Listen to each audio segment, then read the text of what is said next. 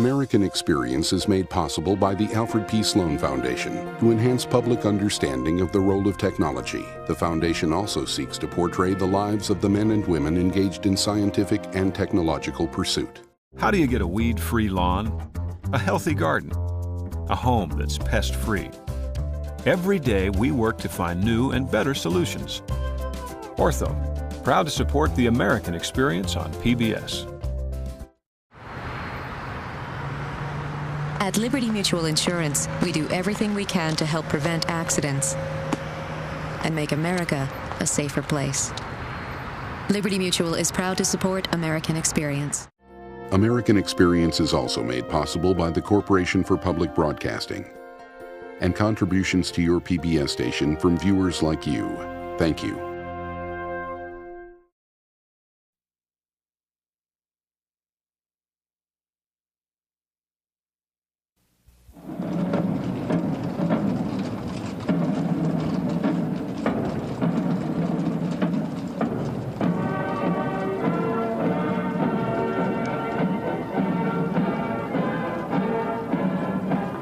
Every nation know, whether it wishes us well or ill, that we shall pay any price, bear any burden, meet any hardship, support any friend, oppose any foe, to assure the survival and the success of liberty.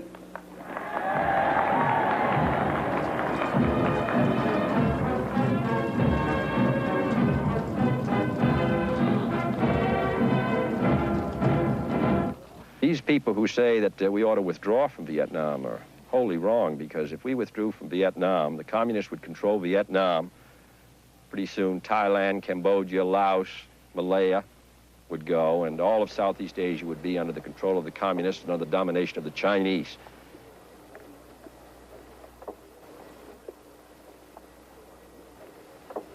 If this little nation goes down the drain and can't maintain her independence, ask yourself what's going to happen to all the other little nations.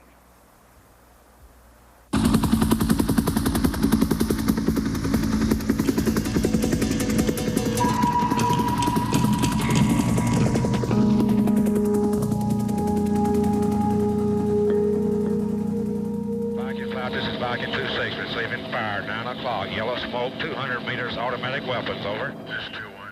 Lyndon Johnson inherited America's commitment to an anti-communist government in South Vietnam and 16,000 military advisors. Some were more than advisors in the war against the communist-led insurgents, the Viet Cong. This is 2-6. We also have some people running along the dikes. Actually, the canal is perpendicular to the one you're attacking now. They have on black uniforms. I estimate approximately 3-0. Do you have them inside, over? This is 2-3, roger. We have them inside. We're engaged at the present time. Roger. Good job. I saw you splatter one right in the back with a rocket. Roger, got lucky again. Roger. This is Tiger 6. Johnson's main concern at the time was not this growing war in Asia, but another war at home. And this administration today, here and now, declares unconditional war on poverty in America. Few American presidents have been as successful as Johnson in promoting their programs in Congress. He later called his the Great Society. We are going to build a great society where no man or woman are the victim of fear or poverty or hatred, where every man and woman has a chance for fulfillment and prosperity and hope. But there was Vietnam.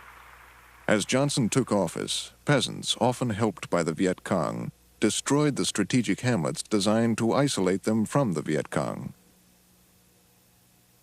President Diem had built them, but now Diem was dead, and the structure he had created with American support was being smashed.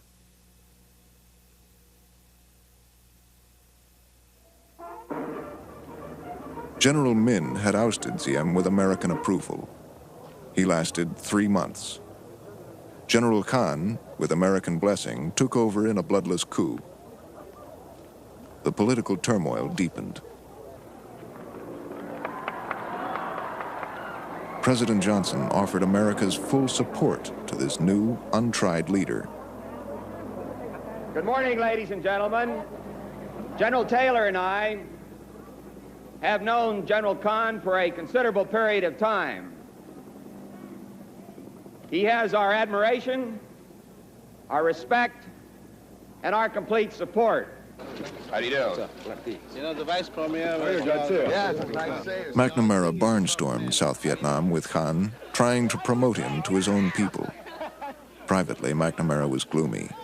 He warned Johnson that the Viet Cong controlled 40% of the countryside. We are here to emphasize that the United States will maintain its interest and its presence in your country. There is no question whatsoever of our abandoning that interest. We'll say for as long as it takes, we shall provide whatever help is required to win the battle against the communist insurgents. To the communists in Hanoi, America's presence in the South was yet another act of foreign aggression. They recalled 1,000 years of struggle against foreign invaders: Chinese, Japanese, French. And now they faced Americans. Ho Chi Minh stepped up his support for the Viet Cong at the same time Johnson renewed the American commitment to defeat them. Each responded to the chaos in the South with new resolve. During the final months of 1963, Diem was shot and Kennedy was assassinated. So the situation in the South changed. Just at that time, President Ho Chi Minh called on all Vietnamese to double their efforts to help the people in the South.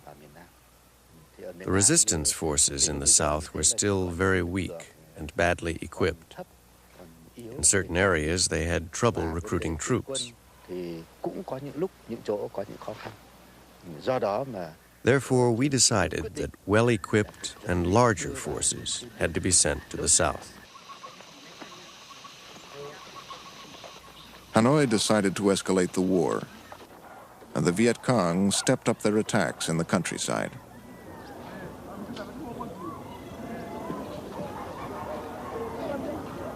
When Lyndon Johnson inherited the presidency, he inherited many things, but one of them was the legacy of the Vietnam War. And the Democratic presidents felt need not to lose 1 square foot of territory to communism, particularly in Asia, to draw the line, to hold the line, and to keep the presidency thereby, because if you lose, the final domino in the domino sequence is not some Asian country, it's the presidency itself.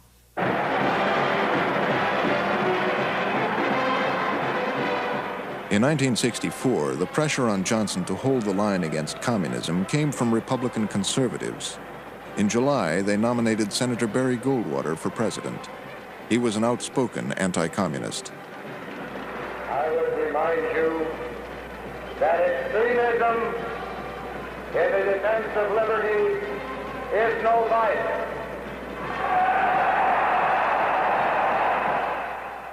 Johnson wanted a big victory, and he wanted to keep Vietnam out of the campaign. As early as May, he had his aides draft a resolution of congressional support for the war effort. It was discovered, however, in researching the Senate that the introduction of such a resolution would cause a very major filibuster by 2 or 3 strong opponents of the war at the time, and therefore do more harm than good, create not consensus but conflict. Therefore, by June 15th, 64, the idea of a resolution had been shelved. In late July, the USS Maddox, a destroyer on an intelligence mission, sailed into the Gulf of Tonkin off North Vietnam. It was later joined by the USS Turner Joy. These two destroyers became involved in an incident which brought the congressional resolution off the shelf. The Navy explained the incident this way. In international waters in the Gulf of Tonkin, destroyers of the United States Navy are assigned routine patrols from time to time. Sunday, August the 2nd, 1964, the destroyer Maddox was on such a patrol. Shortly after noon, the calm of the day is broken as general quarters sound.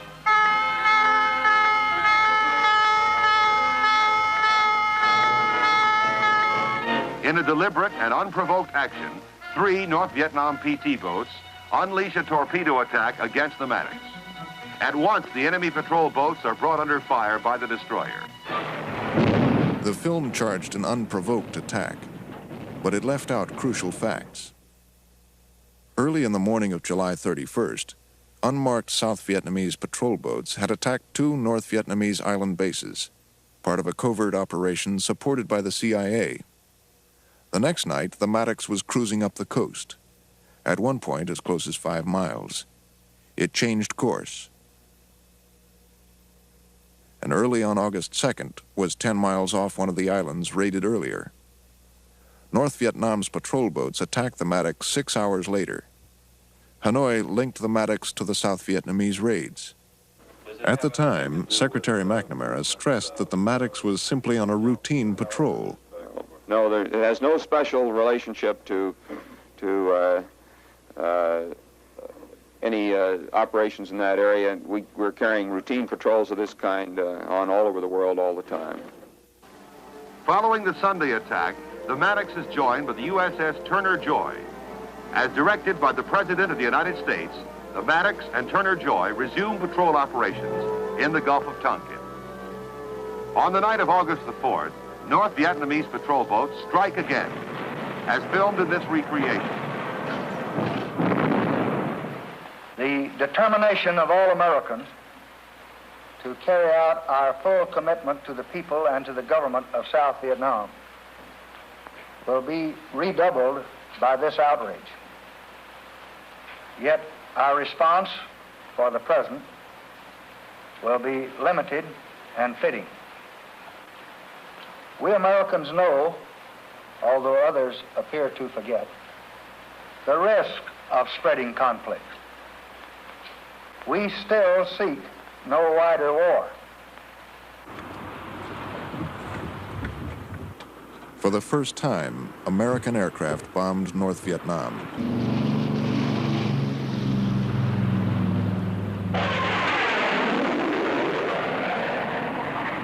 The retaliation came after the second incident, an incident Hanoi has always denied. Đêm mùng 4, Đế quốc Mỹ. On the night of August 4th, the United States made public the so-called Gulf of Tonkin incident. But the story was a fabrication created by the U.S. National Security Council. Even as the National Security Council met, American aircraft were being sent to destroy several areas of our country. In reality, the second Gulf of Tonkin incident never happened. At that time, I felt it was questionable whether the second incident took place. I simply was not sure. It was not until after a number of days of collation of reports in the field had taken place that many of the reports which seemed to relate to the second incident were proved either to be unsound or to relate to the first incident. This is what intelligence analysis is all about. And in a military situation, quite often, the commanding officers, in this case the President of the United States, don't wait for the details to be settled. If they feel they're in a critical situation with a danger of military conflict, they make decisions without waiting for the intelligence detail. He felt that it represented, if not an escalation of the war on their part, at least a punch in the nose in a way that would humiliate a great power if it didn't respond. All of this went through his mind, and he also saw it as one dramatic way in which, after weeks and months of seeming indecision, he could convey to Hanoi, to Saigon, and to the other end of Pennsylvania Avenue that you were not dealing with a softy. Well, I think that President Johnson has done the correct thing. I really do. I don't think that he could have done otherwise. You feel, especially when they attacked our American flag, yeah. I'm behind him on it. I'm not for Johnson. I'm for Goldwater, but I'm behind him on this. The minute incident number 1 happened, the attack on our ships, the resolution was brought right back off the shelf, put right to Congress, and of course, after incident number 2, sailed through with virtually no dissent, a blank check. Senator William Fulbright, persuaded the second incident had occurred, whisked the resolution through Congress in 2 days. Well, I think it's a very clear demonstration of the unity of the country behind the policies that are being followed by the President in South Vietnam, and more specifically of the action that was taken in response to the attack upon our destroyers. It shows a practically unanimous approval. It was unanimous in the House, and only 2 dissented in the Senate. Being in the minority never proves that you're wrong. In fact, history is going to record that Senator Greening and I voted in the interest of the American people this morning when we voted against this resolution. And I'd have the American people remember what this resolution really is. It's a resolution which seeks to give the President of the United States the power to make war without a declaration of war. Lyndon Johnson signed into law the Tonkin Gulf Resolution. Congress gave the President full authority for military action in Southeast Asia.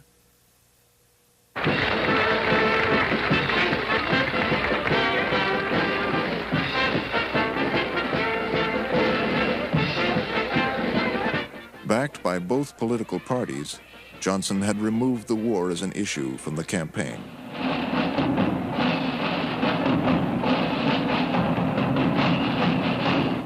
In the White House for the last 20 years, 5 presidents from both parties have adopted a bipartisan foreign policy. That bipartisan foreign policy has kept us out of war and has kept us at peace and has left your boy at home. And that's the way it ought to be. And that's the way it's going to be after November the 3rd. Johnson didn't seek a wider war. He didn't want a wider war. He knew the war would engulf everything that he wanted to do in this country. At the same time, he also knew that if he didn't fulfill what he thought was an honorable commitment from the United States to South Vietnam, his administration could be lost as well. Barry Goldwater began after the nomination to try to be Mr. Moderate, Mr. Respectable. He tried to stand more in the center of the Republican Party than on the far right. And the president said to me one day, we've got to remind people of what Barry Goldwater was BC, before the convention.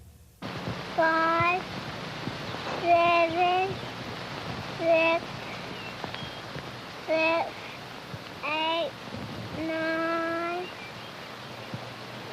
10, 9, 8, 7, 6, 5, 4, 3, 2, 1, 0.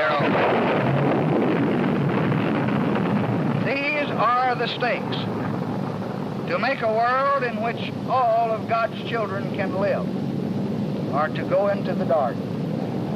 We must either love each other, or we must die.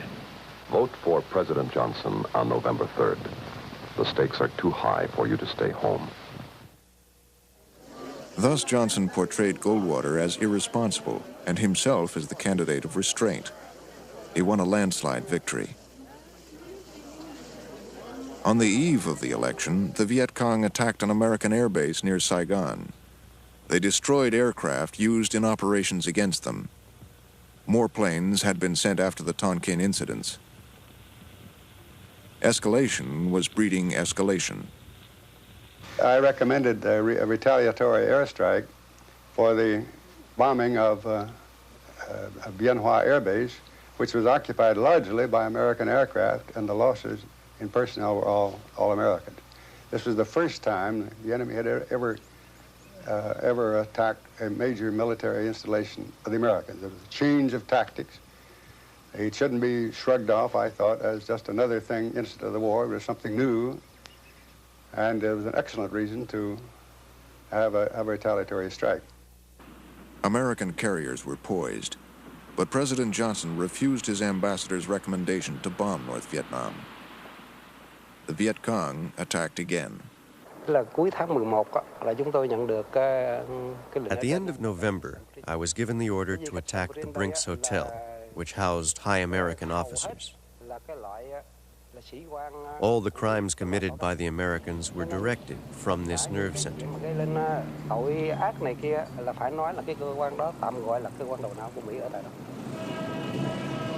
I sat in a nearby cafe to wait for the explosion,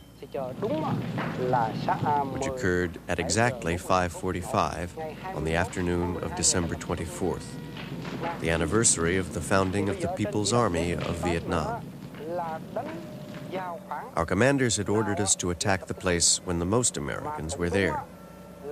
And it was precisely as we had expected, since they were at the Brinks Hotel to plan their Christmas activities. Many Americans had also gone there from the Rex Hotel. As a result, the attack succeeded, and we were never detected. The Christmas Eve attack was the second major assault on Americans in 2 months. Ambassador Taylor called once more for a bombing strike against the North. Again, Johnson refused. Again, recommended retaliation, got turned down. I felt reasonably sure, who wants to bomb Santa Claus?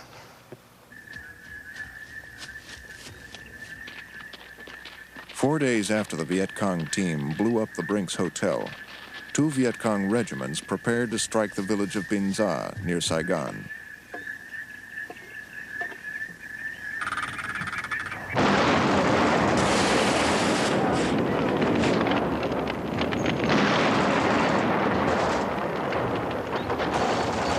They inflicted the first of a series of devastating defeats on Saigon's army.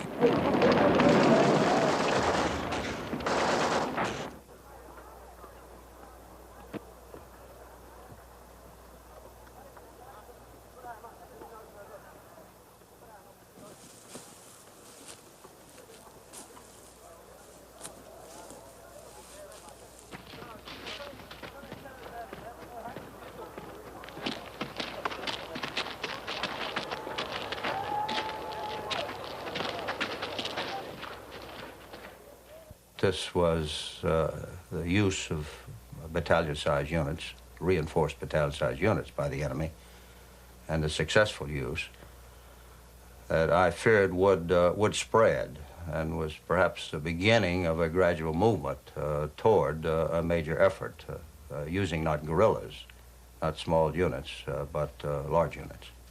It was not until we were presented with a larger war that the decision then had to be made as to whether we would let them get what they were after or whether we would make a greater effort ourselves.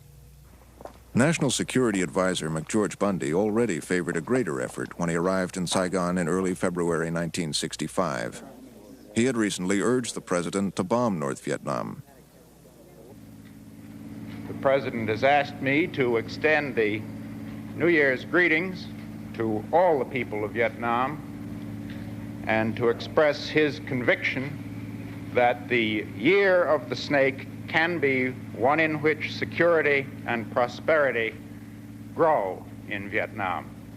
While McGeorge Bundy was in Saigon, the Viet Cong attacked an American outpost at Pleiku in the Central Highlands. It was the third attack on Americans in 3 months. 8 died. 126 were wounded. We found our friends in Washington on the wire, and they wanted our recommendation. Took us a little while to concert a view, which was that this episode did call for a reply.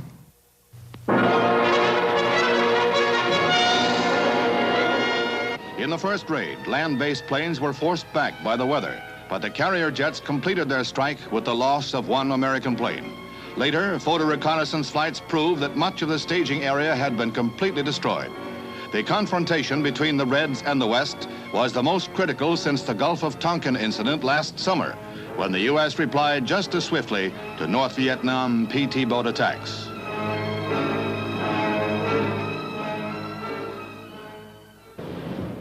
A few days later, Johnson gave the green light to sustained bombing in North Vietnam. He hoped to bolster Saigon's morale. But there was a coup attempt in Saigon on February 19th. The bombing was to begin the next day, coordinated with the Saigon government. Ambassador Taylor canceled it. The government was in turmoil. In fact, it had been in turmoil for months. When Khan took advantage of the Tonkin incidents the previous August to tighten his grip, students had rioted. Buddhists also protested. But demonstrating Buddhists threatened the Catholics. They staged a sit-down strike. After 10 days, Khan formed a triumvirate to try to rule South Vietnam. 4 days later, Khan resigned. He said he was ill. Who is the man who can lead Vietnam to victory? Well, I think you got me there. Acting Prime Minister Nguyen Huan, a Harvard-educated economist, lasted 3 days. Then Khan returned. Although I have not yet quite recovered from my illness, I do my best to return today to assume the responsibility of leading the government in these critical times. A week later, in mid-September, there was a coup attempt. The thing that worried Johnson and constantly worried him was the instability of the South Vietnamese government. So I guess you might call the coat of arms of the Vietnamese government was a turnstile, for God's sake. And I remember very vividly somebody would come in his office and say, looks like there's a coup beginning in Vietnam. Again, another coup. You know, coups were like fleas on a dog, and Johnson said, I don't want to hear any more about this coup shit. I've had enough of it, and we've got to find a way to stabilize those people out there. That proved difficult. Khan turned the government over to civilians in the fall, but continued to intrigue as head of the armed forces.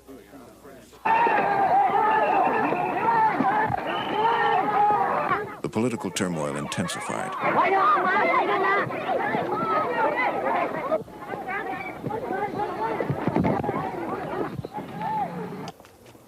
In February, with Ambassador Taylor's approval, Khan's own military colleagues rebelled against him and banished him to the United Nations. Though a stable government remained elusive, the campaign of bombing North Vietnam began.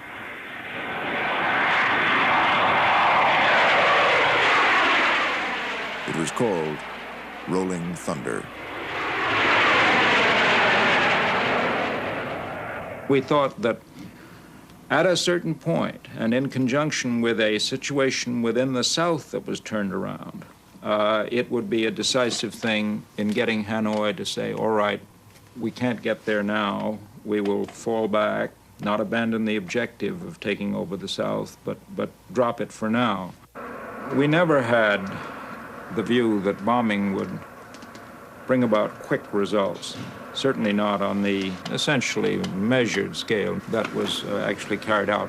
We thought it would cut down the amount of the infiltration, that by hitting the supply lines you'd make it much more difficult. I had been a director of the United States Strategic Bombing Survey toward the end of the Second World War, and we'd made a detailed study of the effects of strategic bombing on not only the German war economy, but on the psychology of the German people. I was convinced that we were not going to achieve our will by bombing the North, that in the first place it was a fairly primitive industrial society, and that there weren't the kind of targets that were adapted for strategic bombing. And secondly, I was convinced that we would never break the will of a determined people simply by bombing, and in fact we would probably tend to unite them more than ever.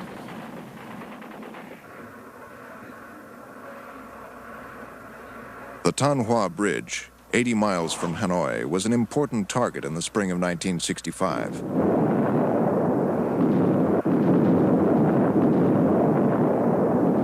It was bombed and repaired year after year.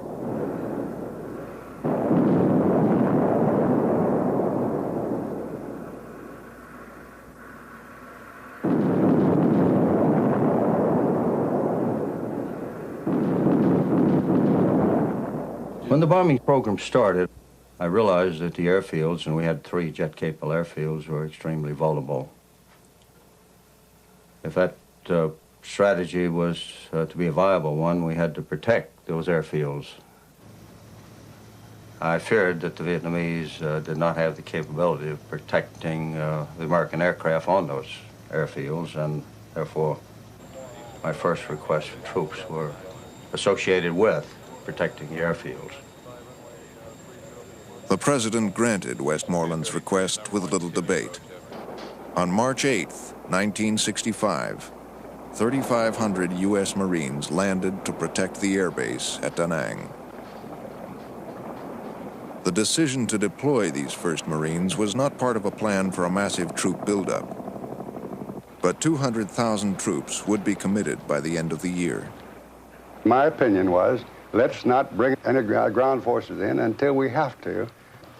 Once you get into this business, how do you turn back? Now, no one was blind about the danger of that first soldier Marine coming ashore. I certainly wasn't. Once the decision was made, the Marines started coming ashore. As far as I was concerned, that's that. Let's go, boys, as fast as we can receive these troops logistically and have a real mission for them.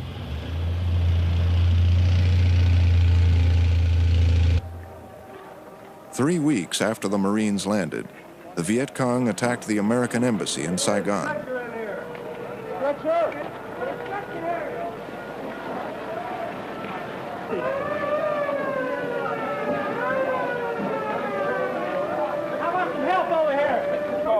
More Americans? No, principally logistical support, arms, munitions, training assistance. As many as 5,000, sir? We've heard this report. No, I'm not discussing primarily additional personnel. In early April, Johnson tried to keep the troop deployments a secret. In fact, 2 additional Marine battalions had already hit the beach as Secretary McNamara spoke. Others followed, week by week, with little fanfare. 72,000 troops were committed that spring. One of the reasons for this gradualness in our buildup of resistance in South Vietnam was due to the fact that we did not want to present Moscow and Hanoi with a major new situation during any given week, which would require them to go through an orgasm of decision-making based upon worldwide strategic considerations. And so each week was not all that different than the week before. In early April, Johnson also changed the mission of troops. The passive defense of air bases lasted less than a month. When the Marines were first landed at Da Nang, we were told that the objective was to defend the air base. How do you resolve that, sir, with your statements in Saigon that their objective is to kill the Viet Cong, to seek them out and kill them?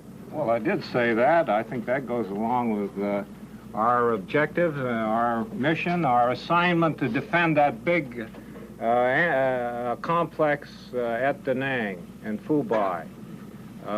You can't defend a place like that by sitting on your ditty box. You got to get out and aggressively patrol. And that's what our people are doing. And the one thing I emphasized to them while I was out there was to find these Viet Cong and kill them. A U.S. president, for the first time, had authorized ground troops for offensive operations in Vietnam. Their patrols were limited to a 50-mile radius of coastal bases. Johnson was moving with caution. But these additional troops and their expanded role were also designed to show Ho Chi Minh his determination. 5 days after he committed them, Johnson made Ho an offer. The vast Mekong River can provide food and water and power on a scale to dwarf even our own TVA. Johnson offered Ho a vast development project to benefit all of Southeast Asia if Ho would abandon his goals. And we remain ready with this purpose for unconditional discussions. Coming back in the helicopter from that speech in 1965 at Johns Hopkins University, where he had promised a TVA for the Mekong Valley if only Ho Chi Minh would be reasonable, he leaned across to an assistant, put his hand on his knee and said, "Old Ho can't turn that down. Old Ho can't turn that down." See, if Ho Chi Minh had been George Meany, Lyndon Johnson would have had a deal. Mr. Secretary, what is your reaction to the announcement from the communist side rejecting our offer of negotiation? Well, we regret that. As President Johnson said Saturday, there have been many disappointments of the past week. That is one. We stand ready and willing to talk anytime, any place. Has our bombing attack really hurt the North Vietnamese? I don't think there's any question but what it has. In particular, during the past 2 weeks, we've concentrated on bridges and the routes of communication, have destroyed many of these, and this can't help but delay the movement of men and material to the communists in the South. This film was staged by the East Germans, but the message was true. The bombing campaign was not working. Supplies from North Vietnam were reaching far into the South. In the spring of 1965, every report, the CIA, the military, the embassy, independent observers who had been there, was saying Vietnam is on the verge of collapse. And the president says, "I feel like a hitchhiker caught in a hailstorm on a Texas highway. I can't run, I can't hide, and I can't make it stop." By the spring of 1965, the war had changed. Large units of enemy troops replaced guerrillas as the main fighting force. In June, they destroyed the military outpost of Dong Xoai and much of the village.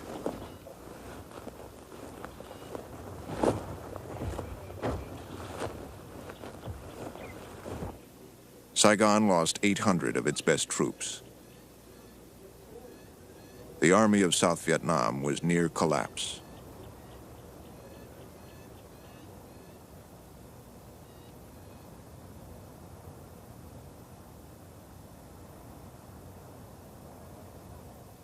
The civilian government did collapse at that time, and the military took over.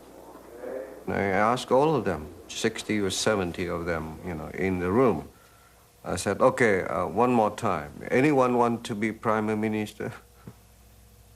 And he said, "No." So Thieu said, "I propose Key." And all of them just stood up and, accept the offer. But then I didn't give them the answer. I said I have to go back and talk with my wife first. And when I told her about that offer, she was not excited. She said, "Oh no, not that job, not as a prime minister." I'm not a good politician. I'm not a good diplomat. I think all I know, the only thing I can do well is, flying the airplane. I said, "Well, what can I do now?"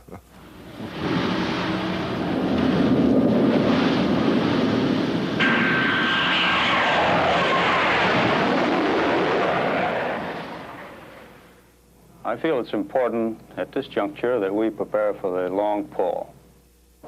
The situation was desperate. Westmoreland conferred in July with Secretary McNamara and General Wheeler, chairman of the Joint Chiefs. He had asked for an immediate troop increase to 125,000 men, 200,000 by year's end.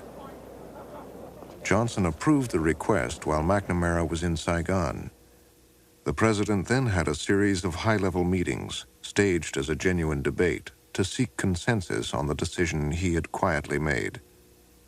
I remember him turning to Wheeler and he said to him, "You're asking for 200,000 more men now. What happens if in 2, 3, 4 years you ask me for 500,000 men?" A very prophetic statement. What do you expect me to do? How can I respond to it? What makes you think Ho Chi Minh won't match us for every man we send in? And another time to the group, he said, we've got two questions that we've got to answer. Can Westerners fight a war in Asian jungles? And number two, how on earth can we fight a war under the direction of others whose governments topple like bowling pins? He said, now somebody answer those questions for me. In explaining to the President the concern that I felt about a mounting escalation, I said to him, you know, once on the tiger's back, we can't pick the time to dismount. You're going to lose control of this situation, and this could be very serious. Secretary McNamara framed the three options. Option number one was to cut our losses and get out. Option number two was a middle course. Option number three was to give the military in Vietnam what it wanted. Listen to the way the first option was phrased. Cut our losses and withdraw under the best conditions that can be arranged. Almost certainly, conditions humiliating the United States and very damaging to our future effectiveness on the world scene. Now, you're president, and you have this memorandum from the Secretary of Defense, and it says, you can cut our losses and withdraw under the best conditions. However, it's going to make a fool of you in the world. I mean, that was an option, the very framing of which presumed its rejection. Our reputation as a nation consisted of many things, not the least of which was that we had some sense of perspective and therefore had some judgment, while many of our allied countries were beginning to think that we're out of our minds to pursue such a futile war. Peace has been maintained because people in certain other capitals would say to themselves, now look, comrades, we'd better be a little careful here because those damned fool Americans just might do something about it. If that question in their minds got to be a sense of certainty that we would not do something about it, then I think we'd be exposed to very great dangers. I found him the most sympathetic of all of the people in the entourage. He was the one who seemed to take my cautionary views most seriously. He was the one who seemed to be probing more and more deeply for a way out, but he could never reconcile extrication with his personal commitment that he would not be the first president to lose a war. We do not want an expanding struggle with consequences that no one can foresee, nor will we bluster or bully or flaunt our power. But we will not surrender, and we will not retreat. We intend to convince the communists that we cannot be defeated by force of arms or by superior power. I have asked the commanding general, General Westmoreland, what more he needs to meet this mounting aggression. He has told me, and we will meet his needs. There was no major address before Congress. Johnson already had his Tonkin Gulf resolution. And there was no major announcement on primetime television. Johnson disclosed his decision in a press conference at midday.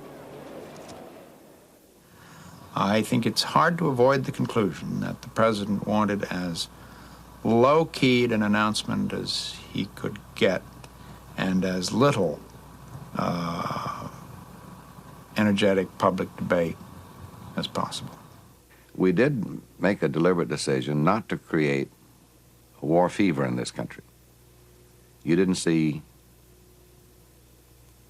members of the armed forces or units of the armed forces parading through American cities. You didn't see pretty movie stars out selling bonds and factories and things like that, all the things we did during World War II.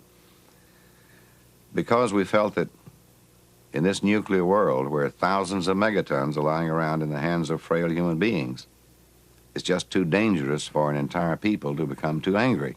We're going to do everything we can with our left hand to negotiate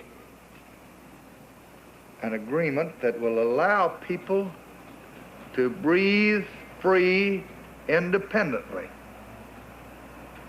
independent of any ideology of ours or of anyone else's. Give them the right of choice. And if we do that, we'll come home tomorrow. As Lyndon Johnson spoke on the White House lawn, A Marine rifle company left Da Nang for a cluster of hamlets nearby.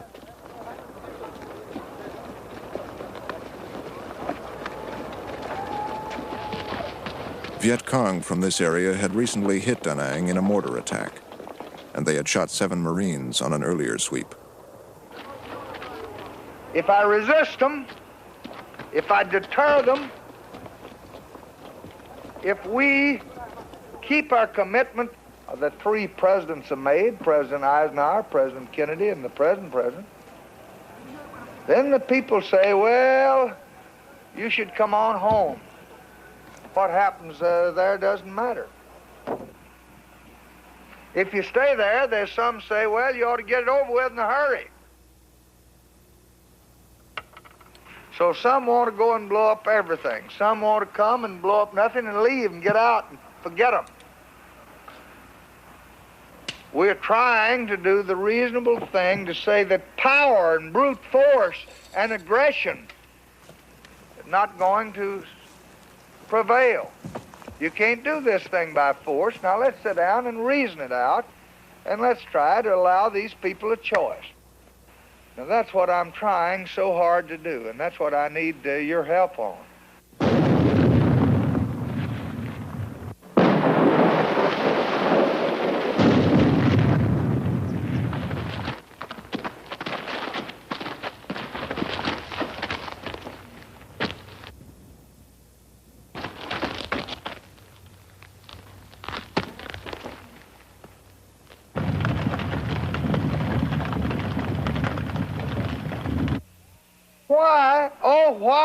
Why don't people concern themselves something with a country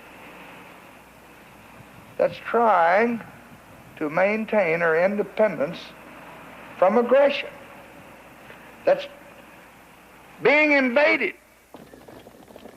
Johnson called it invasion. Hanoi called it liberation. In the fall of 1965, 3 North Vietnamese regiments massed in the Central Highlands. Nearly 2 years had passed since Johnson renewed the U.S. commitment to defend South Vietnam. Nearly 2 years had passed since Ho Chi Minh renewed his commitment to liberate the South. Now their 2 armies braced for battle. Westmoreland feared the North Vietnamese would cut South Vietnam in 2. He would block them with his sky troopers, the 1st Air Cavalry. Now, America wins the wars that she undertakes, make no mistake about it. And we have declared war on ignorance and illiteracy. We have declared war on poverty. We have declared war on disease. And we have declared war on tyranny and aggression. And we not only stand for these things, but we're willing to stand up and die for these things. Westmoreland sent the air cavalry in search of Hanoi's army, poised in a river valley at the foot of the Chupong Mountains.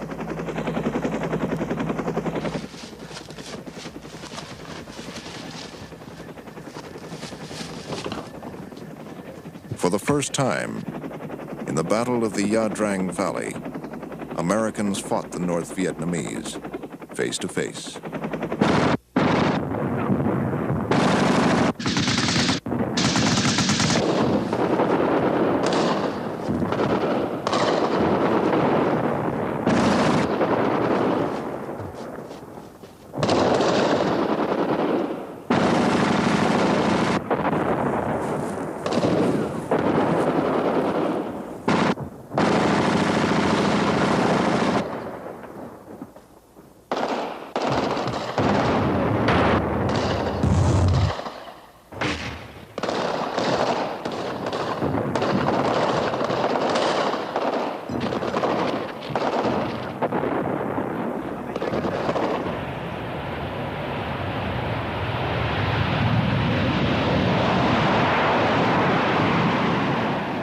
First time, B-52s supported troops in the field.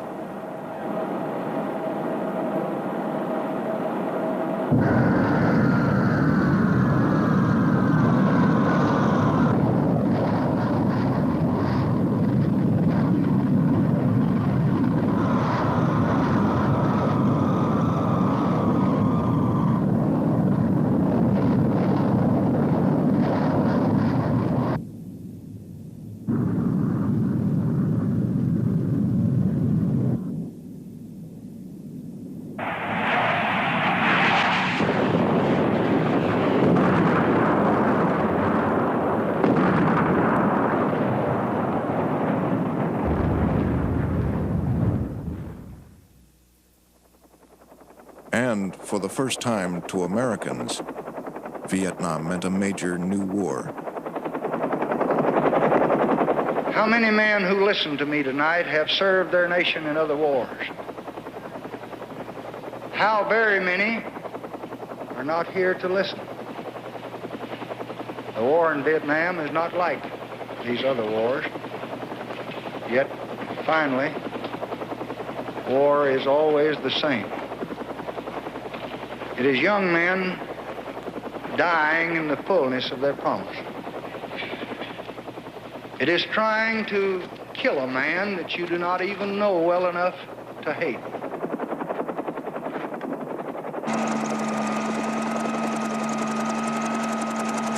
Therefore, to know war is to know that there is still madness in this world.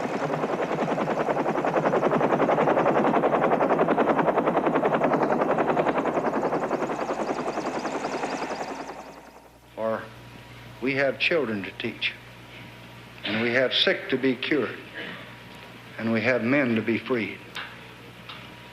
There are poor to be lifted up, and there are cities to be built, and there's a world to be helped. Yet, we do what we must. I am hopeful, and I will try with best I can with everything I've got to end this battle and to return our sons to their desires. Yet, as long as others will challenge America's security and test the dearness of our beliefs with fire and steel, then we must stand or see the promise of 2 centuries tremble.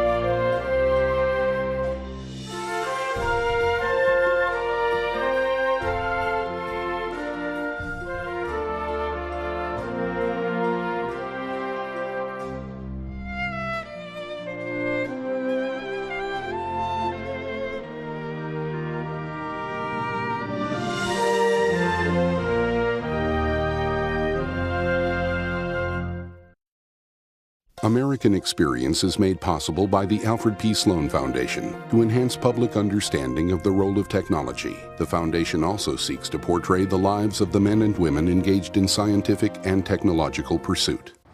At Liberty Mutual Insurance, we do everything we can to help prevent accidents and make America a safer place. Liberty Mutual is proud to support American Experience. At the Scotts Company, we help make gardens more beautiful, lawns greener, trees taller.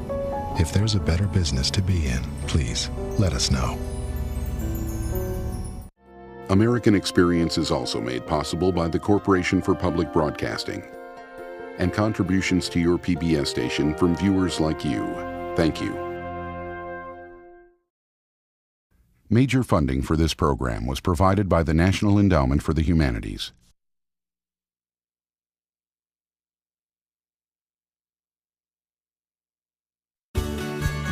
We are PBS.